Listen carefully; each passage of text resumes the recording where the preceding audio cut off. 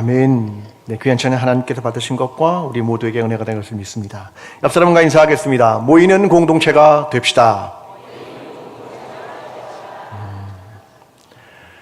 네, 이제 4월 둘째 주가 되었습니다. 우리가 마을과 공동체를 시작한 지 이제 첫 달을 지내서 이제 두 번째 달에 들어옵니다. 여러분, 신앙이란 두 가지입니다. 하나는 하나님과의 관계, 또 하나는 지체와의 관계. 교회는 하나님과의 관계만을 생각하는 예배가 전부가 아니라 하나님께서 이 땅에 교회를 세우신 것은 공동체를 위함이고 지체를 알아가기 위함이고 그들이 하나가 되기 위함이고 이 땅에서 하나님의 나라를 이루기 위함입니다. 그래서 하나님께서 이 땅에 교회를 세우신 겁니다. 여러분, 우리는 그 한 축을 시작하는 겁니다. 그게 마을이고 그게 공동체입니다. 어떤 분들이 이런 질문을 합니다. 목사님, 너무 자주 모이는 거 아닌가요? 네. 이런 질문을 하는 대부분의 사람들은 별로 참석하지 않으면서 하시는 분이 대부분입니다. 팩트 체크를 하겠습니다. 우리는 둘째, 셋째, 넷째로 모이지만 1년 중에 4달은 방학입니다. 8달 모이겠죠? 그리고 매월 첫째 주는 안 모이죠. 그러니까 그게 2달입니다. 그러니까 1년 동안 딱 절반, 6개월 모이는 겁니다. 여러분, 자주 모이는 걸까? 50%인데요. 초대교회는 얼마에 한 번씩 모였습니까? 얼마에 한 번씩 모였습니까? 매일. 우리는요, 격주에 한 번씩. 많이 모이는 겁니까? 아닙니다. 여러분, 모여보면 지금 2주 동안 우리가 안 모였는데도 계속 모이는 마을들도 있었습니다. 왜요? 모이면 좋거든요. 하나님의 말씀을 나누고 기도 제목을 나누고 그게 너무 풍요롭습니다. 그래서 모이는 겁니다. 여러분, 옆 사람과 이렇게 인사하겠습니다. 마을 모임에서 뵙겠습니다. 네, 눈을 피하지 마시고 다시 한번 하겠습니다. 마을 모임에서 뵙겠습니다. 네. 네. 주제가 왜 얼굴과 얼굴을 대하다인지 한번 깊이 생각하시고 우리가 이 주제를 통해서 하나님의 얼굴을 대면하여 보고 우리의 지체들의 얼굴을 대면하여 보는 저와 여러분의 신앙이 되기를 간절히 기도합니다. 자, 최근 신문에 외국에서 굉장히 인기 있는 한국 음식 하나가 소개됐습니다. 그게 뭐냐면 냉동김밥입니다. 우리는 김밥을 그냥 싸서 먹으면 되지만 외국으로 수출을 하고 사람들이 먹으려면 냉동을 해가지고 가서 해동을 하고 먹으면 됩니다. 약 19개국에 약 13억 어치가 팔렸습니다. 그러니까 냉동김밥이 굉장히 외국에서 인기가 있는 모양입니다. 제가 처음에 미국에 갔을 때 이 김밥을 말해야 되는데 미국 사람들은 김밥을 영어로 뭐라고 그러는 줄 압니까?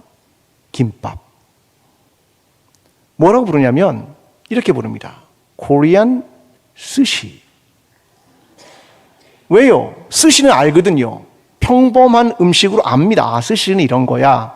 근데 그게 한국으로 설명하려니까 한국 사람들이 스시랑 비슷한 거야. 이런 설명이죠. 그러면 이런 건 어떻습니까? 미국에 가니까 김치를 담궈 먹어야 되니까 뭐가 필요합니까? 배추. 그러면 배추는 영어로 뭐라고 하는지 아십니까? 양배추는 cabbage입니다. 근데 한국 배추는 양배추랑 다르잖아요. 그러면 그걸 뭐라고 부르냐? 뭐라고 부르는지 아십니까? Chinese cabbage 이렇게 부릅니다. 왜요? 옛날에는 한국이 어디 있는지도 몰랐습니다. 그래서 Chinese cabbage 이렇게 부른 겁니다. 근데 여러분, 냉동김밥이 굉장한 일을 하나 했습니다. 뭐라고 하냐면 냉동김밥의 포장지에 뭐라고 적혀있냐면 김밥. 본래의 이름을 되찾았습니다. 코리안 스시가 아니라 김밥 이렇게 적혀 있습니다. 여러분, 이게 별게 아닌 것 같지만 되게 중요합니다. 정체성의 문제이기 때문에 그렇습니다. 아니, 한국계 김밥이지 그게 다른 이름으로 불릴 수 있나? 아니거든요. 그러면 김밥 파는 사람은 이 생각을 다음에 할 겁니다. 자, 이익을 많이 남기고 싶으면 그 안에 내용물을 어떻게 바꾸면 좋냐? 이렇게 생각하겠죠. 중국산 재료로 싸게 만들자. 미국산 쌀을 쓰면 김밥의 이익을 더 많이 낼 수 있죠. 왜요? 재료값을 싼 걸 쓰니까. 여러분, 그러면 김밥입니까? 아니죠. 한국의 김밥은 내용물 자체도 한국산이어야 하는 거 아니겠습니까? 이걸 만드는 사람이 그래서 양보를 못하겠다. 아무리 값싸게 만들 수 있어도 중국산 내 내용물 그리고 미국산 쌀을 절대로 넣지 않고 한국의 쌀과 한국의 야채를 가지고 김밥을 만들고 있습니다. 그래서 뭐냐면 이게 김밥이다. 그 얘기를 하고 있는 겁니다. 제가 여러분에게 왜 김밥 얘기 자세히 하느냐? 정체성 때문에 그렇습니다. 우리의 내용물, 우리의 내면과 우리의 이름, 이게 정체성의 문제이기 때문입니다. 오늘 성경이 그 정체성의 문제에 대해서 말하고 있는 본문입니다. 자, 오늘 성경은 이런 얘기입니다. 야곱이 형 에서를 만나러 갑니다. 모든 자기의 가축과 가족을 모두 약복강을 먼저 건너게 하고 자기 혼자 남았습니다. 근데 어떤 사람과 갑자기 씨름을 하게 됩니다. 그 사람이 이기지 못하니까 야곱의 허벅지 관절의 뼈를 위골시켜버립니다. 야곱은 그를 끝까지 붙들죠. 당신 나를 축복하지 않으면 난 당신 보내지 못합니다. 그런데 그 사람이 야곱에게 묻습니다. 내 이름이 무엇이냐? 야곱이 답합니다. 야곱이니이다. 이제 너는 야곱이라 안 하고 이스라엘이라 부를 것이다. 너는 하나님과 사람들과 싸워 이겼다. 그러므로 너에게 새 이름을 준다. 이스라엘. 그는 물어봅니다. 당신의 이름은 뭡니까? 답을 안 해줍니다. 그래서 이후에 야곱이 그 땅을 뭐라고 부르냐면 분니엘. 난 하나님의 얼굴을 대면하여 봤다. 그래서 분니엘이라 이름하게 되었고, 이후에 이스라엘 자손은 더 이상 어떤 걸 먹을 때 허벅지 관절에 있는 둔부의 힘줄은 먹지 않게 되었다. 이게 본문 전체의 이야기입니다. 이 이야기는 이스라엘의 정체성에 대한 얘기입니다. 그들이 왜 이스라엘이 되었는가? 그것에 대한 문제를 오늘 본문이 다루고 있기 때문에 오늘 본문은 이스라엘에게도 굉장히 중요한 본문입니다.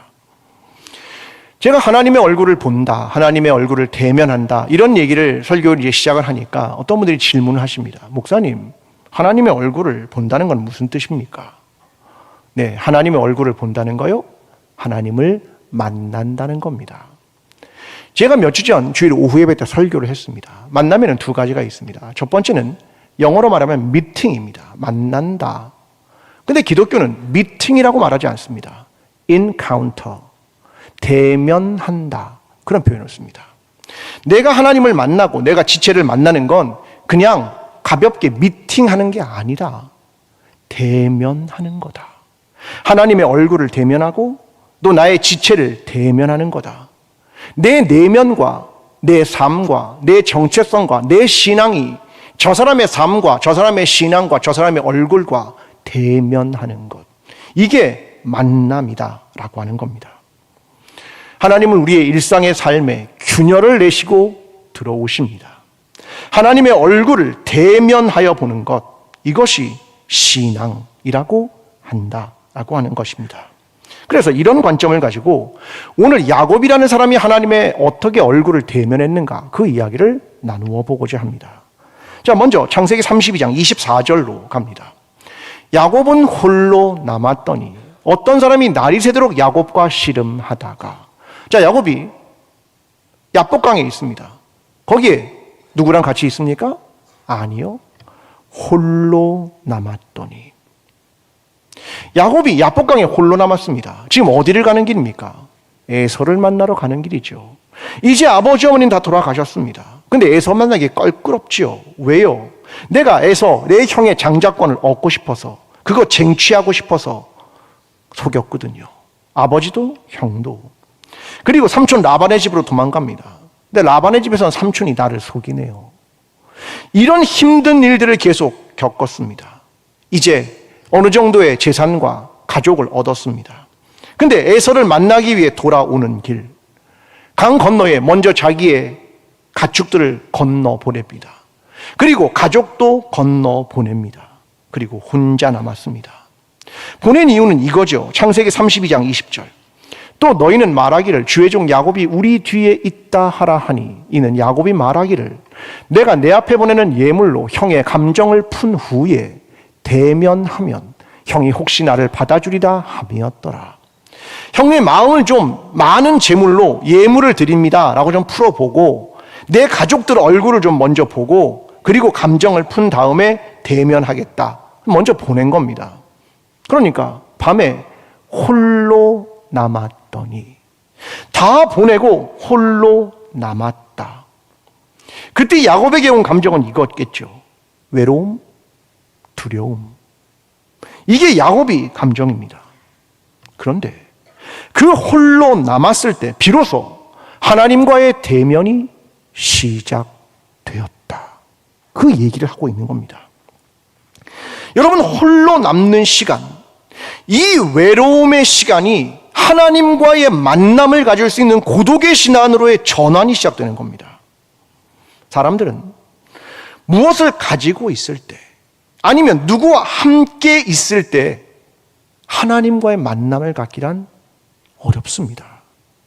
내 재산도 내 가족도 다 떠나보내고 홀로 차단된 시간, 고립된 시간, 홀로 있는 시간, 때로는 막다른 골목을 만난 것 같은 상황, 절벽 끝에 서는 상황, 내 외로움, 이것을 가지고 있을 때 하나님을 만난다.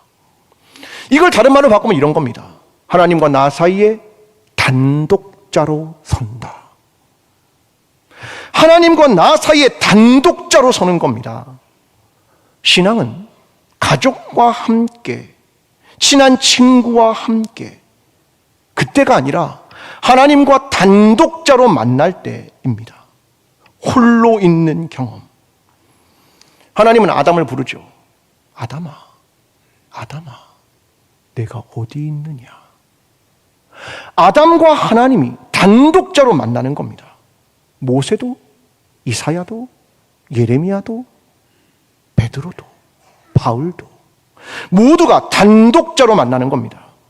여러분, 그때 어떤 일이 벌어지냐면 24절, 어떤 사람이 날이 새도록 야곱과 씨름하다가, 저 씨름이라는 말은 레슬링입니다.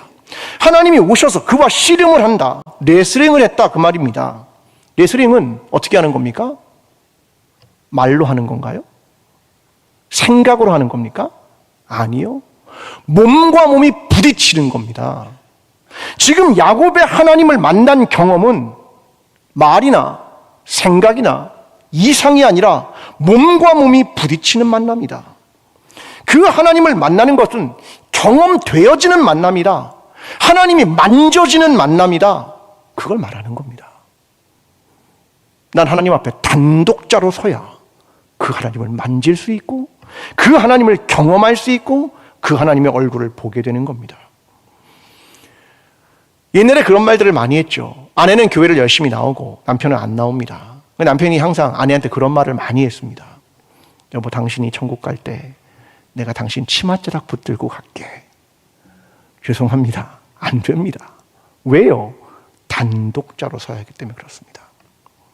여러분, 친한 친구들 아무리 친해도 그와 함께 갈 수 있을 거라고 생각합니까?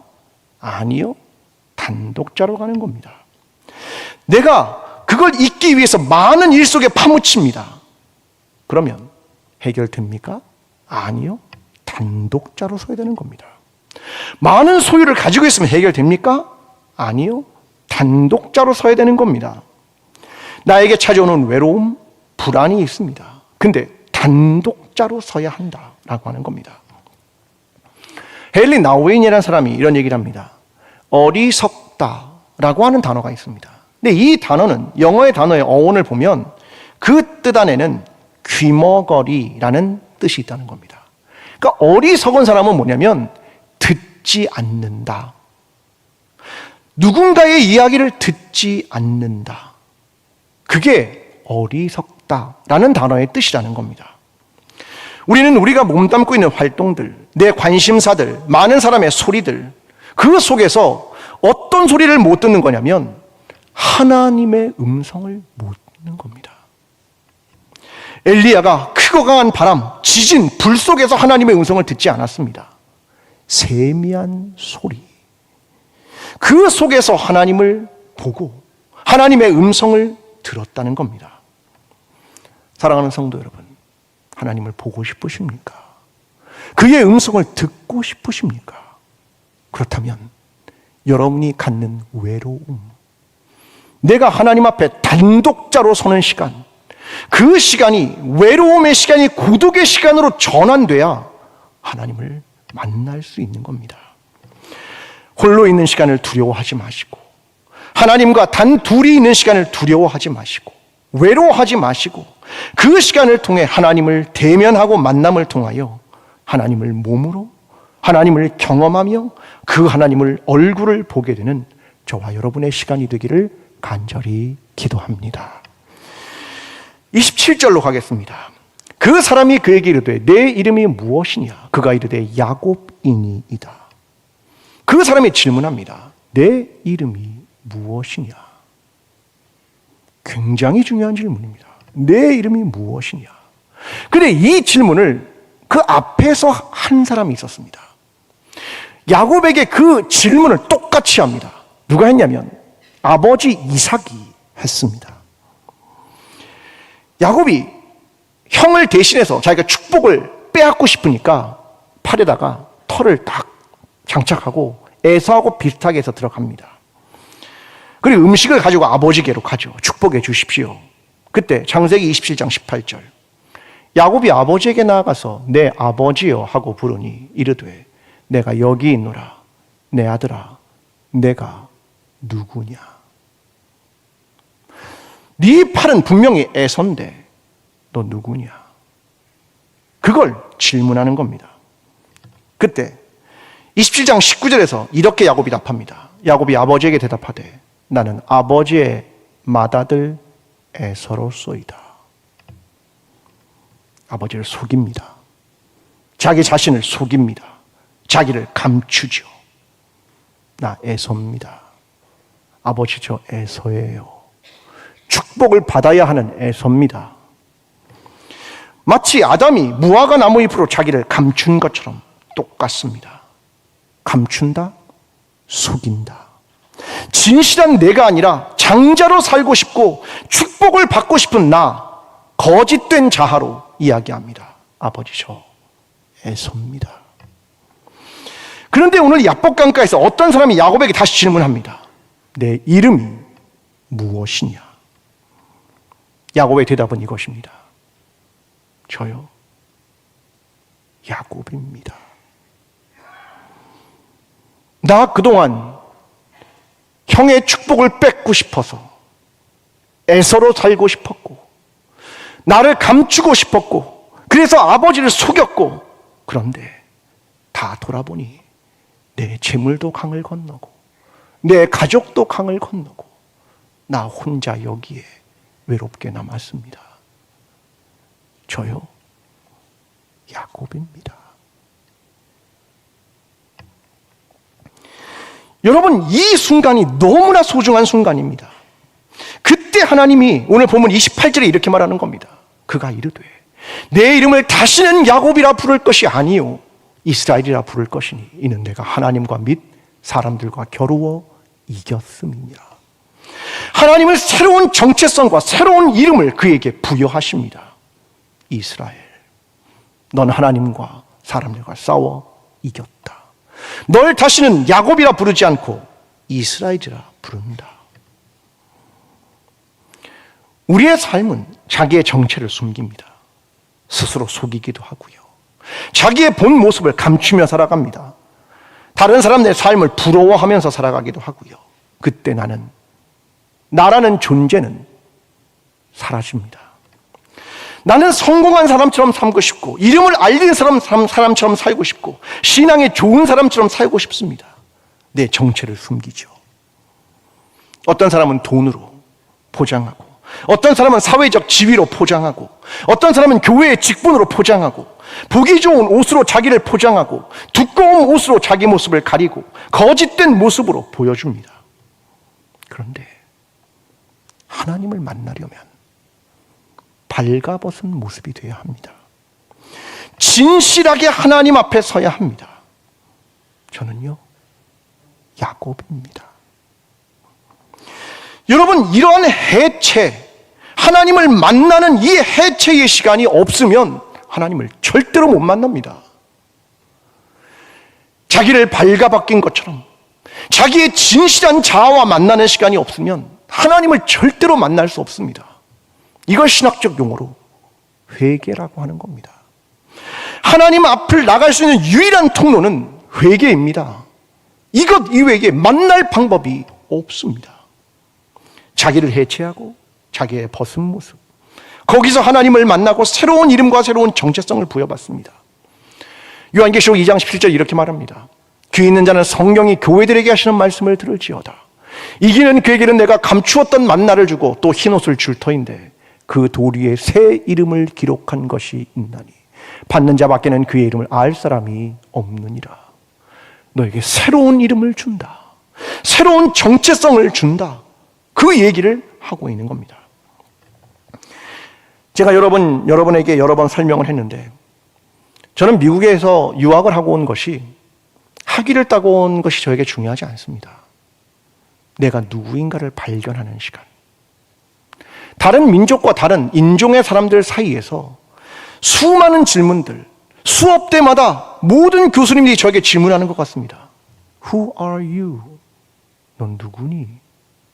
이 질문입니다. 다른 나라와 인종들 사이에 사는 너는 누구니? 한국에서 남성으로 살아간 너는 누구니? 맏아들로 살아간 너는 누구니? 해군 군목으로 있으면서 계급을 가진 사회에서 살아갔는데 지금 여기에 와서 아무것도 아닌 넌 누구니? 한국에서 목사로 살아오고 사람들이 너를 인정하고 사람들이 너를 그런 눈으로 보고 그런 삶을 살다가 미국 가니까 아무것도 아니구나. 사회적 지위도, 목사라는 이름도 그냥 학생이다. 넌 누구니? 그 질문을 하나님은 저에게 끊임없이 했습니다. 사람들은 때로 가졌던 것을 잃어버릴 것 같은 두려움이 있습니다. 지위를 빼앗길 것 같은 두려움도 있고요. 인정받지 못할 것 같은 두려움도 있고요. 아니, 관심조차 못 받을 것 같은 두려움이 있습니다. 내가 아무것도 아닌 존재가 되는 두려움. 그런데 나 자신을 찾아야, 해체의 순간이 와야, 하나님 앞에 벌거벗은 모습으로 서야, 진정한 내가 돼야 하나님을 만나고 새로운 이름을 갖게 되는 겁니다. 오늘 저와 여러분이 움켜쥐었던 게 있다면, 자신을 가렸던 게 있다면, 내 본 모습을 숨겼던 것이 있다면 진실한 자신으로 하나님을 만나야 합니다. 하나님, 난 야곱입니다. 외롭고 두렵게 다 떠나보내고 손에 아무것도 없는 야곱입니다.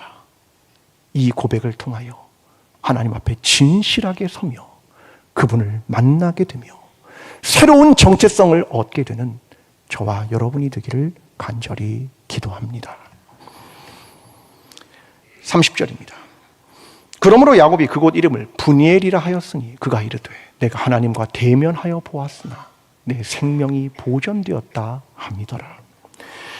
야곱은 하나님의 두 가지의 모습을 봅니다. 먼저 29절입니다. 야곱을 청하여 이르되 당신의 이름을 알려주셔서 그 사람이 이르되 어찌하여 내 이름을 묻느냐. 이름을 안 가르쳐 줍니다. 이런 하나님을 숨으시는 하나님, 감추어진 하나님의 얼굴입니다. 하나님은 하나님 자신을 드러내지 않습니다. 이게 하나님의 한 단면입니다. 근데 또 하나는 하나님의 얼굴을 아예 보여줍니다. 그래서 야곱이 브니엘, 하나님의 얼굴이라고 말하는 겁니다. 여러분, 하나님의 얼굴을 보셨습니까?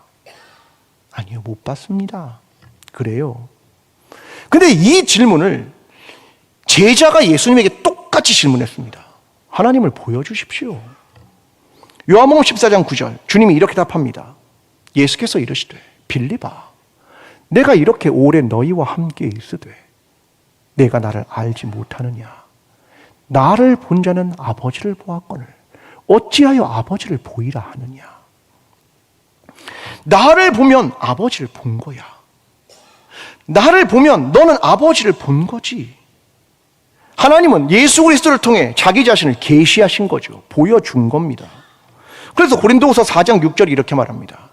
어두운 데에 빛이 있으라 말씀하셨던 그 하나님께서 예수 그리스도의 얼굴에 있는 하나님의 영광을 아는 빛을 우리 마음에 비추셨느니라. 예수 그리스도 얼굴에 있는 하나님의 영광을 우리에게 비추셨습니다. 자, 여기서 얼굴이라는 단어는요, 어떤 단어하고 똑같냐면 형상이라는 단어하고 똑같습니다. 예수 그리스도의 얼굴을 보면 넌 하나님의 형상을 본 거야, 그런 말입니다. 예수 그리스도를 봤으면 넌 하나님의 형상을 본 거지, 그 얘기를 하고 있는 겁니다. 그러면 하나님은 예수 그리스도를 통해서 자신을 계시했죠. 드러냈습니다. 그래서 하나님의 얼굴, 하나님의 형상을 본다. 그러면 질문이 생기겠죠. 이 질문입니다. 하나님의 형상을 본다고요? 하나님의 형상을 만들어도 됩니까? 안 됩니까? 질문입니다. 하나님의 형상을 만들어도 됩니까? 안 됩니까? 하나님의 형상, 그의 모양을 만들어도 됩니까? 안 됩니까? 제 질문이 어렵습니까? 하나도 안 어렵죠. 신앙의 기초가 있으면 아니까. 하나님의 형상을 만들면 됩니까? 안 됩니까? 안 됩니다. 십계명 제2계명 이렇게 말합니다. 너를 위하여 새긴 우상을 만들지 말고 또 위로 하늘에 있는 것이나 아래로 땅에 있는 것이나 땅 아래 물속에 있는 것에 어떤 형상도 만들지 말며. 만들면 안 됩니다. 하나님의 형상을. 왜요? 왜냐하면 형상을 만드는 순간 그 크신 하나님이 축소되는 겁니다. 형상을 만드는 순간 하나님을 내 손아귀에 넣을 수 있을 만큼 하나님이 작아지는 겁니다. 내가 그 하나님을 소유할 수도 있습니다. 아니요. 전지전능한 하나님을 내 마음대로 좌지우지할 수 있습니다. 왜? 하나님이 작아졌고 형상이 되었기 때문입니다. 그래서 어떤 형상도 만들면 안 된다. 그런데 이상한 일이 벌어집니다. 하나님이 스스로 예수 그리스도를 이 땅에 보내십니다. 예수 그리스도가 누군데요? 하나님의 형상. 하나님의 성육신은 뭐냐면 하나님의 축소입니다. 하나님이 작아진 겁니다. 다른 말로 바꾸면 이겁니다. 십계명의 위반. 그럼 우리는 생각하겠죠. 아니, 하나님이 십계명을 지키라고 말해놓고 하나님이 십계명을 위반했다? 이해가 되십니까? 하나님이 왜 그러한 일을 이 땅에 하셨을까? 여러분, 그건 이 땅에 있는 인간들을 사랑하셔서 그들을 구원하고 싶으셔서 하나님 스스로 그 위대하고 크신 하나님의 축소를 경험하고 이 땅에 예수 그리스도를 보내심으로 하나님의 형상, 그것을 우리에게 보여주신 겁니다. 여러분, 이것이 하나님의 위대함이고 하나님의 크심이고 하나님의 사랑이고 하나님의 구원입니다. 여러분, 기독교의 신앙이 위대한 것은 왜 위대한 줄 아십니까? 생명을 위해, 구원을 위해 하나님 스스로 법을 깼다라고 하는 비난을 감수하는 겁니다. 하나님이 만든 법을 하나님이 깼다? 그 비난을 감수하는 겁니다. 스스로 인간이 되어 작아지고 초라해졌다. 하나님이 그걸 감수하는 겁니다. 그것도 죄인의 모습으로 십자가를 지고 죽는다. 그는 죄인이야. 이러한 비난을 기꺼이 감수하는 겁니다. 이게 복음입니다. 이것이 우리가 예수 그리스도를 믿는 이유이고 하나님을 믿는 이유입니다. 하나님의 얼굴, 분이엘, 이걸 야곱이 본 겁니다. 우리가 예수 그리스도를 본다는 건, 우리가 하나님을 본다는 건 바로 이런 겁니다. 저와 여러분을 위해 기꺼이 축소되고 기꺼이 작아지고 기꺼이 사람들의 손에 놀아날 만큼 그렇게 하나님의 위대하심과 크심을 내려놓으신 겁니다. 이게 복음입니다. 드디어 하나님의 얼굴을 본 야곱이 형 에서 앞에 섭니다. 이렇게 말합니다. 창세기 33장 10절. 내가 형님의 얼굴을 배운즉 하나님의 얼굴을 본 것 같사오며 형님도 나를 기뻐하시니이다. 아니, 야곱이 하나님의 얼굴을 봤습니다. 그런데 형을 만났습니다. 그 다음 뭐라고 말합니까? 내가 형님의 얼굴을 배운즉 하나님의 얼굴을 본 것 같습니다. 야곱의 엄청난 변화가 여기서 시작된 겁니다. 하나님의 얼굴을 본 사람은 너의 형제의 얼굴에서 하나님의 얼굴을 보게 된다. 네 존재가 발가벗겨지고 내가 새로운 정체성을 갖게 되고 예수 그리스도의 얼굴을 통해 하나님의 얼굴을 보게 된다면 너는 그때 네 형제와 자매의 얼굴에서 하나님의 얼굴을 보게 될 거야. 그 얘기입니다. 여러분, 마을 모임에 왜 와야 되는지 아십니까? 내 형제 자매의 얼굴 속에서 하나님의 얼굴을 보기 위함입니다. 그의 삶을 빚으시고 만지시는 하나님, 그의 이야기와 그의 고백 속에 자신을 가감없이 노출하는 그 속에 역사하셨던 하나님, 그리고 나를 빚으시는 하나님, 나를 변화시키신 하나님, 나의 시각을 변화시키시는 하나님을 통해 내 형제와 자매의 얼굴에서 하나님의 얼굴을 보게 되는 것, 그걸 위해서 마을 모임에 오는 겁니다. 여러분, 우리는 하나님의 얼굴을 보고 그분을 깊이 대면하는 것이 필요합니다. 여러분, 오늘 이야기가 해피엔딩으로 마칠 것 같습니다. 근데 아닙니다. 반전이 숨겨져 있습니다. 31절, 그가 분이엘을 지날 때에 해가 돋았고 그의 허벅다리로 말미암아 절었더라. 그는 다리를 절게 됩니다. 맞았거든요. 상처 입었고 다리를 절게 됩니다. 평생. 우리는 가끔 이런 질문합니다.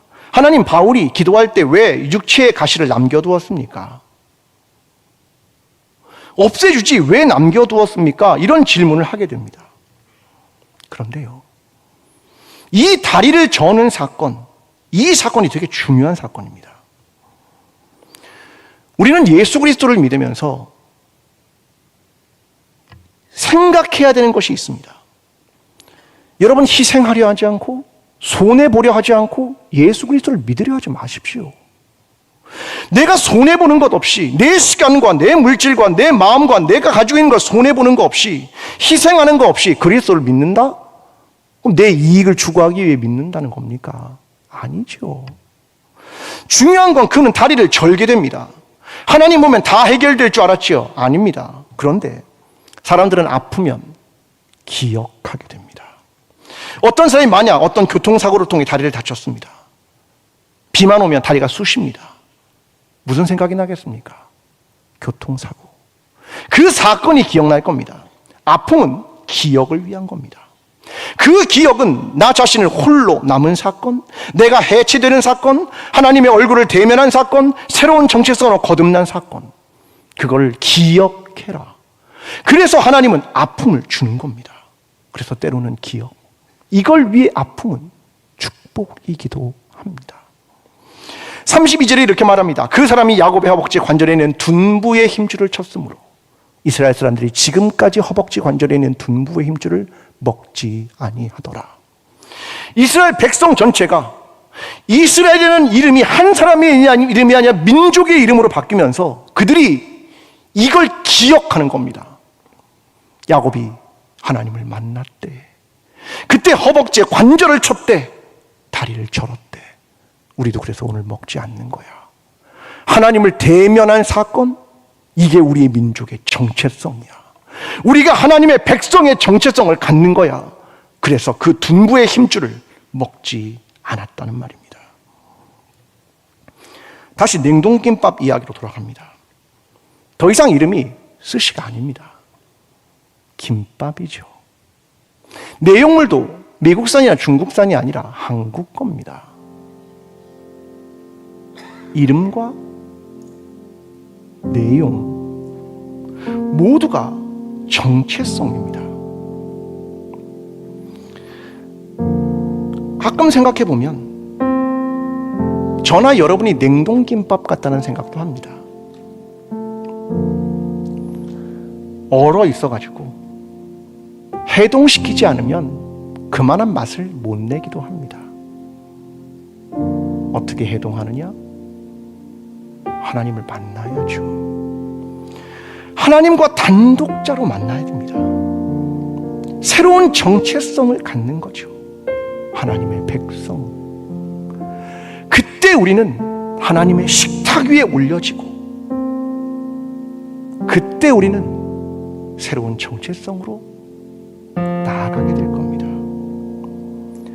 사랑하는 성도 여러분, 하나님의 얼굴을 보시고 단독자로 그와 만나며 더 나아가 우리의 지체와 이웃의 얼굴에서 하나님의 얼굴을 보게 되는 저와 여러분의 신앙이 되기를 간절히 축원합니다.